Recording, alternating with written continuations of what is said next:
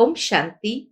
आज 28 मार्च 2022 के बाबा के अनमोल मधुर महावाक्य सुनेंगे। आज की मुरली में बाबा ने श्रीमत का महत्व बताया है। बाबा कहे, बाबा बच्चों को बहुत आशीर्वाद देते हैं कि बच्चे 21 जन्म सुखी रहो, तुम काल पर विजय पाने वाले हो, काल तुम्हें कभी भी खा नहीं सकता है। साथ ही साथ जगदम्बा माँ जो कामधेनु है, बाबा कहे वो भी तुम्हारी सर्व मनोकामनाएं पूर्ण करती है। लेकिन ये आशीर्वाद उन्हें प्राप्त होती है जो विकारों रूपी विष को छोड़ते हैं, पवित्र बनते हैं और पवित्र दुनिया के मालिक बनते हैं। बाबा कहे अब ये दुनिया बदल रही है, इसलिए तुम्हें पवित्र जरूर बनना है और पावन दुनिया के मालिक बन करके दूसरों को भी पावन बनाना है। तो सुनते हैं बाबा के मधुर महावाक्य। ओम शांति। मीठे बच्चे, मनुष्य मत पर तो तुम आधा कल्प चलते हो, अब मेरी श्रीमत पर चल पावन बनो तो पावन दुनिया के मालिक बन जाएंगे। आज की मुरली का प्रश्न है, बेहद का बाप बच्चों को कौन सी आशीर्वाद देते हैं और वह आशीर्वाद किन्हों को प्राप्त होती है? उत्तर है, बाप आशीर्वाद देते, बच्चे तुम 21 जन्म सदा सुखी रहेंगे, अमर रहेंगे, तुम्हें कभी काल नहीं खाएगा, अकाले मृत्यु नहीं होगी, कामधेनु माता तुम्हारी सब मनोकामनाएं पूर्ण कर देंगी। परंतु तुम्हें इस विष यानी विकार को छोड़ना पड़ेगा। यह आशीर्वाद उन्हें ही प्राप्त होती है जो श्रीमत पर इस अंतिम जन्म में पवित्र बनते और बनाते हैं। बाबा कहते, बच्चे दुनिया बदल रही है, इसलिए पावन जरूर बनो। आज की मुरली से पहले गीत बजा है, ओम नमः शिवाय। ओम शांति। भगवान के बच्चों ने गीत सुना। आज बाबा कहे, भगवान के बच्चों ने गीत सुना। अब भगवान के बच्चे तो सभी है, जो भी मनुष्य मात्र है दुनिया के अंदर सभी भगवान के बच्चे हैं। जो भी मनुष्य मात्र है सब भगवान को बाबा कहते हैं। वह सर्व का एक ही बाप है। लौकिक बाप को सर्व का बाप नहीं कहेंगे। बेहद का बाप सर्व का ही बाप है। सर्व का सदगति दाता है और कोई की महिमा हो नहीं सकती। सभी उस निराकार बाप को ही याद करते हैं। तुम्हारी आत्मा भी निराकार है, तो बाप भी निराकार है। आत्मा भी निराकार है, तो बाप भी निराकार है। उनकी ही तुमने महिमा सुनी है।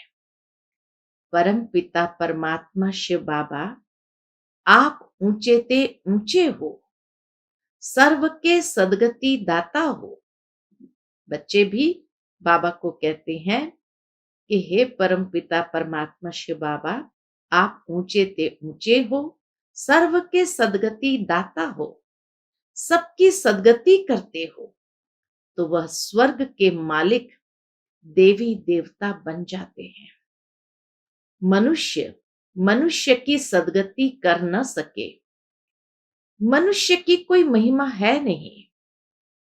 अभी तुम बच्चों को बेहद के बाप द्वारा वर्षा मिलता है। आधा कल्प तुम प्रारब्ध भोगते हो, उसको राम राज्य कहा जाता है। और फिर द्वापर से रावण राज्य शुरू होता है। 5 विकारों रूपी भूत प्रवेश करते हैं। जैसे वह भूत अशुद्ध आत्माएं जो होती है, तो बाबा कहे जैसे वह भूत जिसमें प्रवेश करते हैं तो वह बेताला बन जाता है ना। उसकी बुद्धि कार्य ही नहीं करती है, उसकी अपनी बुद्धि को ताला लग जाता है, तो बाबा कहे वह बेताला बन जाता है। वैसे इन भूतों में नंबर 1 भूत काम महाशत्रु है। आधा कल्प इस भूत ने तुमको बहुत दुखी किया है। अब इन पर जीत प्राप्त कर पवित्र बनो, तो पवित्र दुनिया के मालिक बन जाएंगे। बाप ही सबसे प्रतिज्ञा कराते हैं। बाप कहते हैं तुम पावन बनने की राखी बांधो। बाबा ने सबसे प्रतिज्ञा कराई कि बच्चे तुम पावन बनने की राखी बांधो, तो 21 जन्मों के लिए स्वर्ग पवित्र दुनिया के तुम मालिक बन जाएंगे। मैं आया हूं पतितों को पावन बनाने। भारत पावन था जब देवी देवताओं का राज्य था, नाम ही सुखधाम था, अभी है दुखधाम। एक तो काम कटारी चलाते हैं, दूसरा लड़ते झगड़ते रहते हैं। देखो कितना दुख है। बाबा कही इस दुनिया के अंदर देखो कितना दुख है। बाप आते ही है संगम पर। यह है कल्याणकारी संगम युग। तुम बच्चे सुखधाम में चलने के लिए अपना कल्याण करने आए हो। बाप कहते हैं अब मेरी श्रीमत पर चलो। मनुष्य मत पर तो तुम आधा कल्प चलते रहे। सदगति दाता तो एक बाप ही है। उनकी श्रीमत से ही तुम स्वर्ग के मालिक बन जाते हो। बाकी यह शास्त्र तो पढ़ते पढ़ते क्या हुआ, अब कलयुग का अंत आ गया है। तमो प्रधान बन गए हैं। अपने को ईश्वर कहलाकर अपनी ही बैठ पूजा कराते हैं। शास्त्रों में प्रहलाद की बात दिखाई है। ये भी एक यादगार है कि कलयुग के अंत में मनुष्य अपने को ही ईश्वर कहला करके बैठ पूजा कराते हैं। तो इसीलिए बाबा कहे शास्त्र में प्रहलाद की बात दिखाई है। दिखाते हैं कि थंब से नरसिंह भगवान निकला। उसने आकर हिरण्यकश्यप को मारा, क्योंकि हिरण्यकश्यप अपने आप को भगवान कहते थे। अब थंब से तो कोई निकलता नहीं है, बाकी सभी का विनाश तो होना ही है। बाबा कहे कोई एक हिरण्यकश्यप की बात नहीं है। इस समय सभी परमात्मा को सर्वव्यापी मान करके अपने आप को ईश्वर कहलाते हैं, तो सबका विनाश तो होना ही है। बाप कहते इन साधु संत महात्मा अजामल जैसे पाप आत्माओं का भी उद्धार मैं आकर करता हूं। बाप आकर ज्ञान अमृत का कलश माताओं पर रखते हैं। माता गुरु बिगर किसकी सदगति हो न सके। इतना बाबा ने माताओं का सम्मान बढ़ाया है कि माता गुरु के बिगर किसकी सदगति हो न सके। जगदम्बा है कामधेनु, सबकी मनोकामना पूर्ण करने वाली, उनकी तुम बच्चियां हो। अब बाप कहते हैं कोई भी मनुष्य मात्र की बात नहीं सुनो। पतितों को पावन बनाने वाला एक बाप ही है, तो जरूर कोई पतित बनाने वाले भी होंगे। अगर पावन बनाने वाला है तो पतित बनाने वाले भी होंगे। रावण राज्य में सभी पतित है। अभी वह पतित पावन बाप आया है स्वर्ग का वर्षा देने के लिए। कहते हैं 21 जन्म तुम सदा सुखी रहेंगे। बाबा आशीर्वाद करते कि 21 जन्म तुम सदा सुखी रहेंगे। आशीर्वाद देते हैं ना, सदा सुखी रहो। लौकिक माता पिता भी आशीर्वाद करते हैं, वह है अल्पकाल सुख के लिए। उनका आशीर्वाद अल्पकाल सुख के लिए। लेकिन परमात्मा बाप जो आशीर्वाद करते वो आधा कल्प 21 जन्म सुख के लिए। यह है बेहद का मात पिता।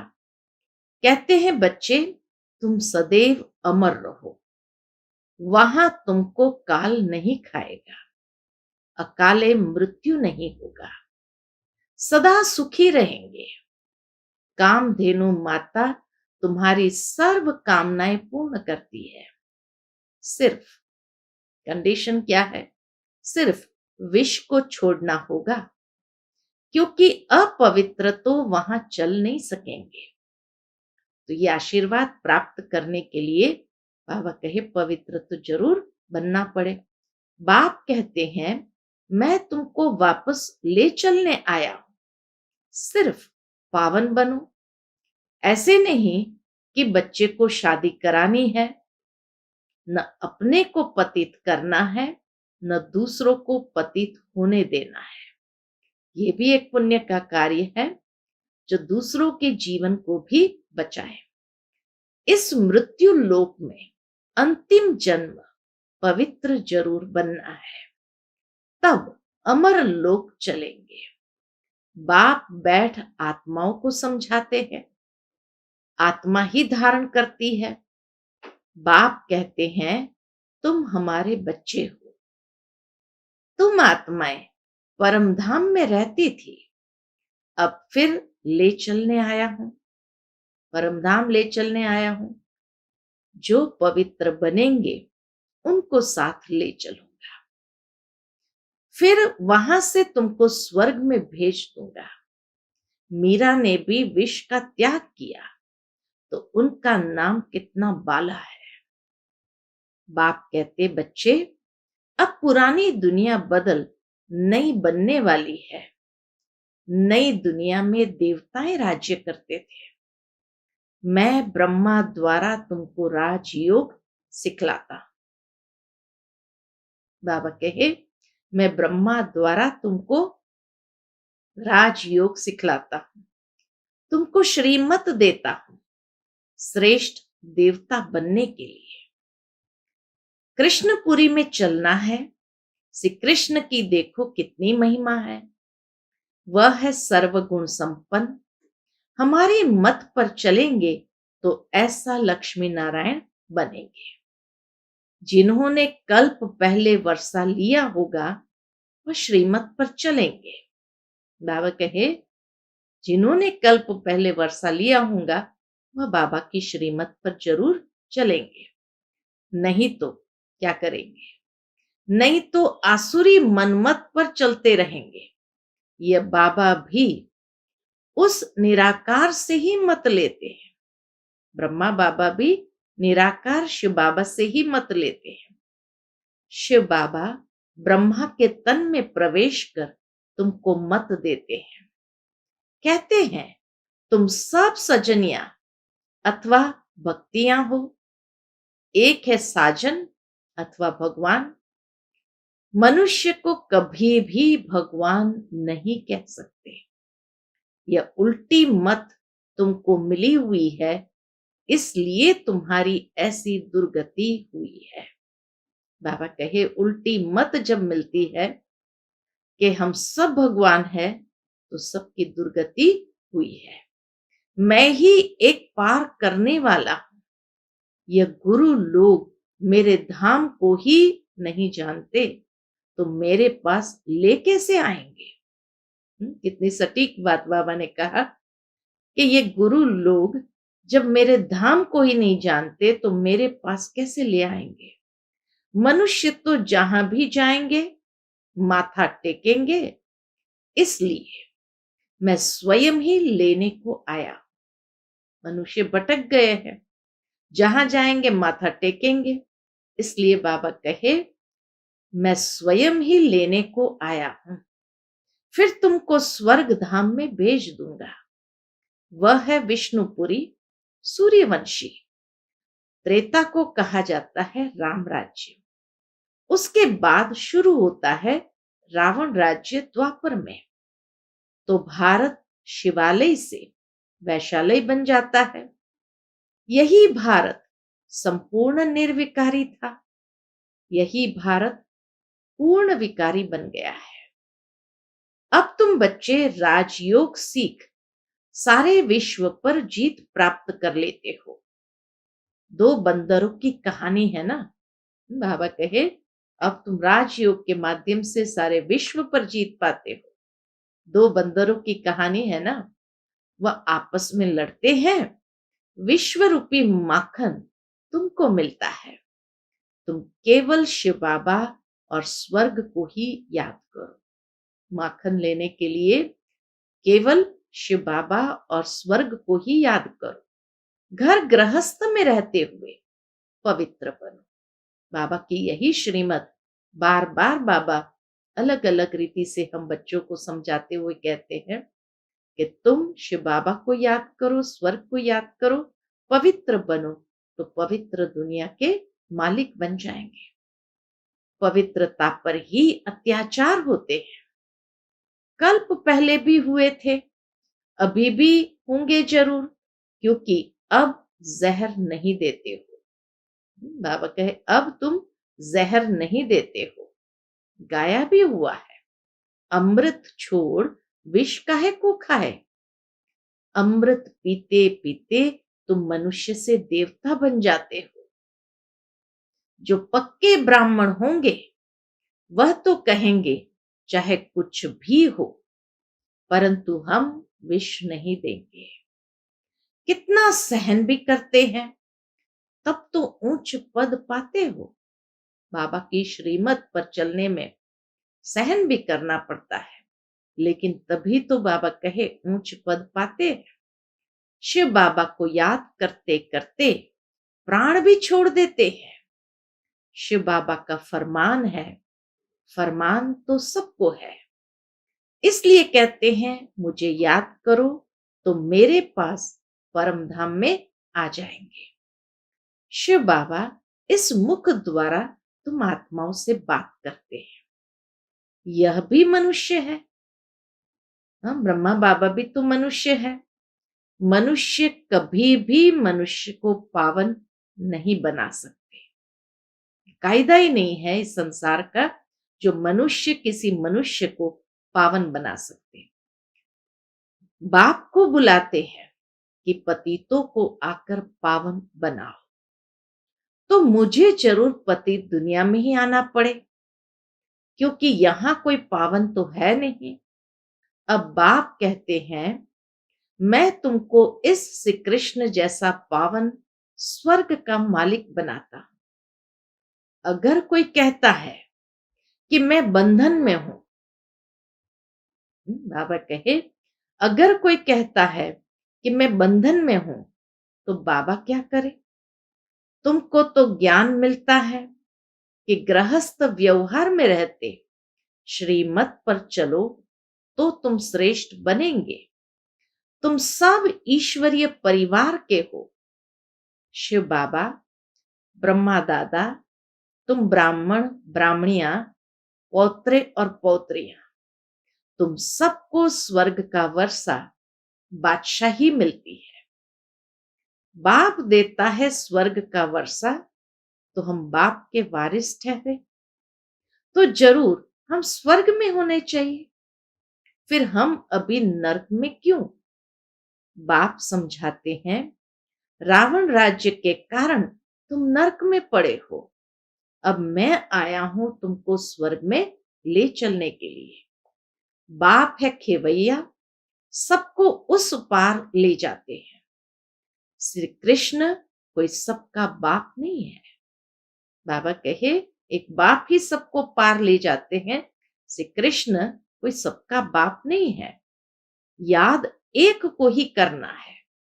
अनेकों को याद करना माना भक्ति मार्ग। एक बाप को याद करेंगे तो अंत मते सुगति हो जाएगी। एक बाप की ही श्रीमत गाई हुई है, न कि अनेक गुरु गोसाइयों की। वह तो कह देते हैं भगवान नाम रूप से न्यारा है, परंतु नाम रूप से न्यारी वस्तु कोई होती नहीं। आकाश पोलार है, फिर भी नाम तो है ना। अभी यह भारत कितना कंगाल है। देवाला मारा हुआ है।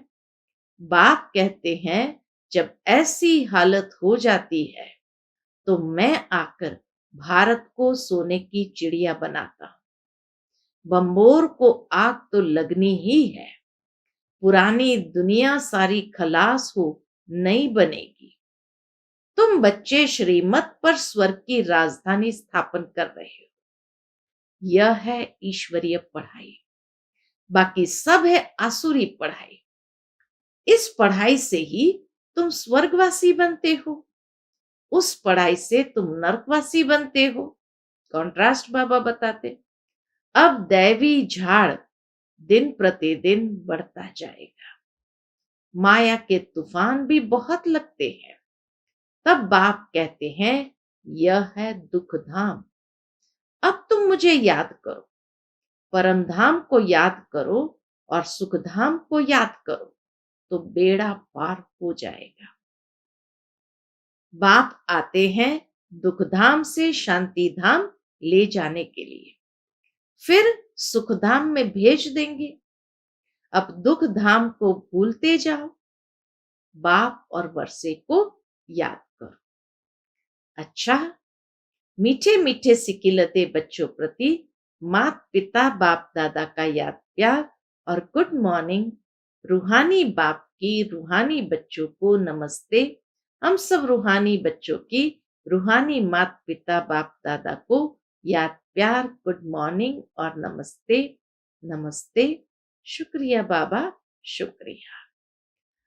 आज की मुरली से धारणा के लिए मुख्य सार है। पहली पॉइंट, ज्ञान और योग से अपने बंधनों को काटना है। इस दुख धाम को भूल शांति धाम और सुख धाम को याद करना है। दूसरी पॉइंट, कुछ सहन करना पड़े, प्राण भी त्यागने पड़े, तो भी बाप ने जो पावन बनने का फरमान किया है उस पर चलना ही है। पतित कभी नहीं बनना है, बाबा के फरमान बरदार बनना है। आज का बाप दादा का मधुर वरदान हम बच्चों के प्रति है। ब्राह्मण सो फरिश्ता सो जीवन मुक्त देवता बनने वाले सर्व आकर्षण मुक्त भव। ब्राह्मण सो फरिश्ता सो जीवन मुक्त देवता बनने वाले सर्व आकर्षण मुक्त भव। संगम युग पर ब्राह्मणों को ब्राह्मण से फरिश्ता बनना है।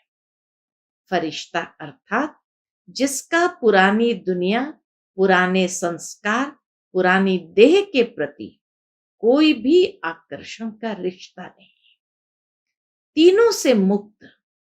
इसीलिए ड्रामा में पहले मुक्ति का वर्षा है, फिर जीवन मुक्ति का। तो फरिश्ता अर्थात मुक्त और मुक्त फरिश्ता ही जीवन मुक्त देवता बनेंगे। जब ऐसे ब्राह्मण सो सर्व आकर्षण मुक्त फरिश्ता सो देवता बनो, तब प्रकृति भी दिल व जान सिक व प्रेम से आप सबकी सेवा करेगी। आज का स्लोगन है, अपने संस्कारों को इजी सरल बना दो तो सब कार्य इजी हो जाएंगे। अपने संस्कारों को इजी यानी सरल बना दो तो सब कार्य इजी हो जाएंगे। फिर उसके बाद मातेश्वरी जी के अनमोल महावाक्य, परमात्मा करण करावनहार कैसे है। बहुत मनुष्य ऐसे समझ बैठे हैं कि यह जो अनादि बना बनाया सृष्टि ड्रामा चल रहा है वो सारा परमात्मा चला रहा है। इसलिए वो कहते हैं कि मनुष्य के कुछ नहीं हाथ। इसलिए वो कहते हैं, क्या कहते हैं कि मनुष्य के कुछ नहीं हाथ, करण करावनहार स्वामी। सब कुछ परमात्मा ही करता है। सुख दुख दोनों भाग परमात्मा ने ही बनाया है। अब ऐसी बुद्धि वालों को कौन सी बुद्धि कहा जाएगा? पहले पहले उन्हों को यह समझना जरूर है कि यह अनादि बनी बनाई सृष्टि का खेल वो परमात्मा जो अब बनाता है वही चलता है। जिसको हम कहते हैं ये बनी बनाई का खेल ऑटोमेटिक चलता ही रहता है। तो फिर परमात्मा के लिए भी कहा जाता है कि ये सब कुछ परमात्मा ही करता है। यह जो परमात्मा को करण करावनहार कहते हैं, यह नाम फिर कौन सी हस्ती के ऊपर पड़ा है? अब इन बातों को समझना है। पहले तो यह समझना है कि यह जो सृष्टि का अनादि नियम है वह तो बना बनाया है। जैसे परमात्मा भी अनादि है, माया भी अनादि है, और यह चक्र भी आदि से लेकर अंत तक अनादि अविनाशी बना बनाया है। जैसे बीज में अंडरस्टूड वृक्ष का ज्ञान है ना, और वृक्ष में अंडरस्टूड बीज है, दोनों कंबाइन है, दोनों अविनाशी है। बाकी बीज का क्या काम है? बीज बोना, झाड़ निकलना। अगर बीज न बोया, मम्मा कहे अगर बीज न बोया जाए तो वृक्ष उत्पन्न नहीं होता। तो परमात्मा भी स्वयं इस सारी सृष्टि का बीज रूप है, और परमात्मा का पार्ट है बीज बोना। परमात्मा ही कहता है मैं परमात्मा हूं ही तब जब बीज बोता हूं। अगर बीज नहीं बोया जाए तो वृक्ष कैसे निकलेगा? मेरा नाम परमात्मा ही तब है जब मेरा परम कार्य है, मेरी कार्य ही है जो मैं खुद पार्टधारी बन बीज बोता हूं। नए झाड़ के सैपलिंग कहो, बीज बोता हूं। सृष्टि की आदि भी करता हूं और अंत भी करता हूं। मैं करणधारी बन बीज बोता हूं। बीज बोने का मतलब है रचना करना, पुरानी सृष्टि की अंत करना और नई सृष्टि की आदि करना। इसको ही कहते हैं परमात्मा सब कुछ करता है। जिसने आदि किया, जिसने अंत किया, उसने जैसे सब कुछ किया। बाकी बाबा कहे दुख देना ये परमात्मा का कार्य नहीं। मम्मा कहे वो करण करावनहार है, माना बीज बोने का कार्य करता है और कराता भी है। अच्छा, ओम शांति।